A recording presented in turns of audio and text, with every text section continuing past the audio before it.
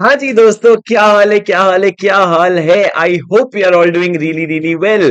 दोस्तों, आप लोगों का एफआर का पेपर खत्म हो गया। अच्छा गया, बुरा गया, पेपर इजी था, टफ था, कोई फर्क नहीं पड़ता। जो हो गया सो हो गया। देखो, पहला ही पेपर था।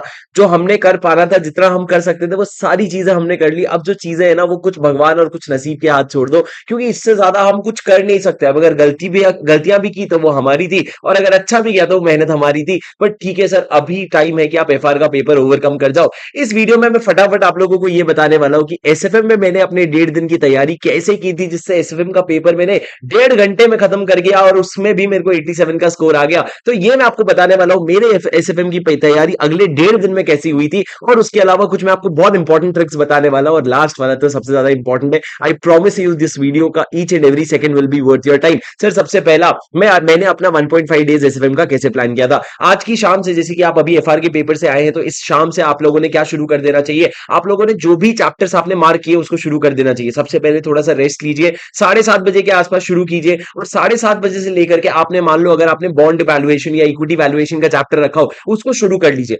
जब आप कोई भी चैप्टर सिलेक्ट करें, तो ऐसा नहीं कि रैंडमली आप क्वेश्चंस किए जा रहे हैं, या किसी और का नया बुक उठाया और क्वेश्चंस किए जा रहे हैं। आपके पास ऑलरेडी एक ऑर्गेनाइज स्ट्रक्चर में मार्क क्वेश्चंस होने चाहिए कि ये क्वेश्चंस मैंने एग्जाम के पहले देखने, और ये क्वेश्चंस नहीं जरूरत पड़ेगी। तो जो क्वेश्चंस आपने मार्क किए हैं, उसको फुल स्पीड में जो है सॉल्व करना शुरू कर दो। अब बहुत सारे बच्चे क्या करते हैं, बहुत सारे बच्चे क्वेश्चंस को वाउच करते हैं। वाउच मतलब क्या, ऊपर ऊपर से देखा, बोले ये कर लूंगा, वो कर लूंगा, ऐसा कर लूंगा, ऐसा कर लूंगा, हो जाएगा। नहीं सर, ऐसा नहीं होगा। आप थियोरेटिकली सोच रहे हो, ये एकदम सही है, पर एसएफए में एक प्रैक्टिकल पेपर है, you will have to solve. तो सॉल्व मतलब क्या सर, अभी बैठ के प्रेजेंटेशन बनाए? नहीं, बिल्कुल भी नहीं। अगर पहला ऑप्शन ये है, जो सबसे प्रेफरेबल ऑप्शन है, कि आप जब क्वेश्चन पढ़ रहे हैं, साइड बाय साइड रफ में उसको पेपर में सॉल्व करें, कैलकुलेशन करें, आंसर आएगा। आंसर को आप अपने एक्चुअल आंसर से मैच करो। मैच खा गया, कॉन्सेप्ट सारे क्लियर है, आगे बढ़ो। पर अगर आप इस तरीके से इंडिविजुअली सॉल्व नहीं कर रहे, तो दूसरा ऑप्शन ये है कि आप कैलकुलेटर में भले सॉल्व कर लो, पर आप लोगों ने एकदम मन में सॉल्व करके, अगर जब तक आप end to end answer match नहीं कर लेते ना, आप आगे नहीं बढ़ोगे। तो सर, इस तरीके से प्लीज कोशिश कीजिए कि आप सॉल्व कर रहे हैं थोड़ा सा। देखो सर, जैसे कि अगर म्यूचुअल फंड वाला चैप्टर पढ़ोगे या मर्जर्स एंड एक्विजिशन पढ़ोगे, वो सारी चीजें कैलकुलेटर में बहुत आसानी से हो जाएगी, तो वो आप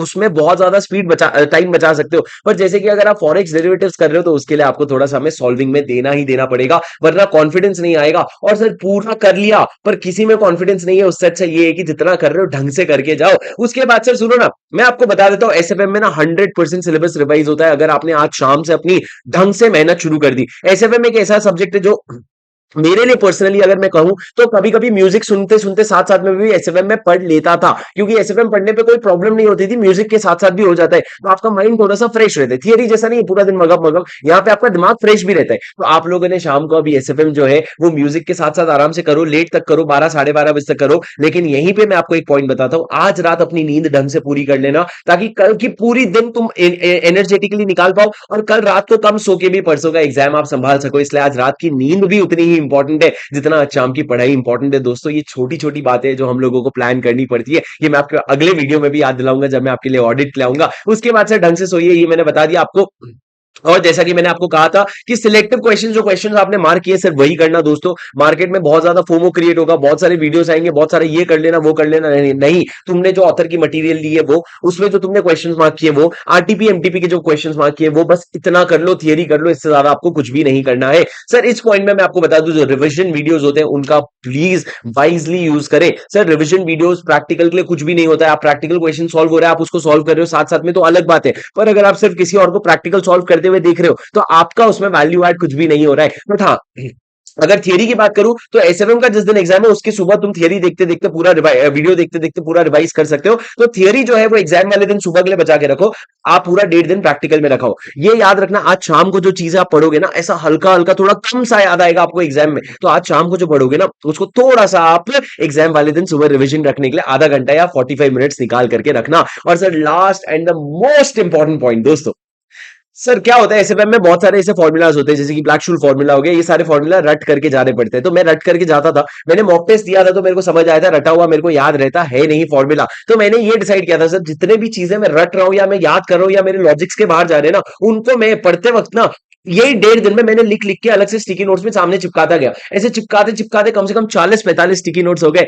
और 40-45 स्टिकी नोट्स को मैं एग्जाम हॉल में जाने के पहले सारे स्टिकी नोट्स निकाला, एक साथ रखा, और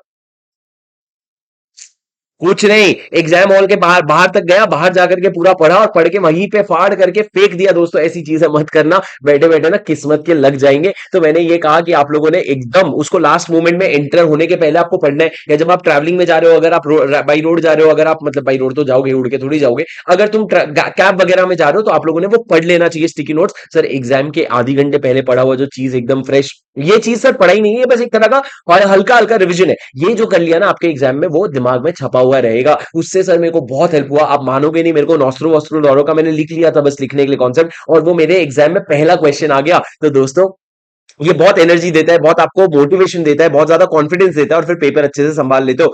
लास्ट पॉइंट सर, कुछ भी चीज सोचने के पहले बहुत ज्यादा सोच समझ के छोड़ना, क्योंकि ऐसा हमारे अटेम्प्ट में हुआ था कि हमारे टीचर बोलते थे ये क्वेश्चन तो 10 अटेम्प्ट से नहीं आया, 10 अटेम्प्ट से नहीं आया है, तो हमने हल्के में लिया था वो क्वेश्चन, और वो हमारा क्वेश्चन सबसे पहला क्वेश्चन कंपलसरी क्वेश्चन बन के आया था। तो दोस्तों इस तरह की बहुत सारी चीजें होगी, पर मेरे को उम्मीद है कि आप अपना एकदम अच्छे से प्लान बना लियो, नहीं भी बनाए हो तो कोई बात नहीं, आप एक बट ऑथर ऑथर को या एक टीचर को फॉलो कर लो अभी अगले 1.5 दिन का, और वो जो भी कह रहे हैं उसको पत्थर की लकीर समझ करके मान लो दोस्तों, and you will nail your exams, I am pretty sure about it, because मेहनत तो पहले भी की है ना, पर ये 1.5 दिन अपने को संभालने पड़ेंगे। दोस्त अपने लिए एक बार कमेंट में एकदम दिल से आवाज आने देना, और ये लिख करके जाना, I will score examination in ऐसे।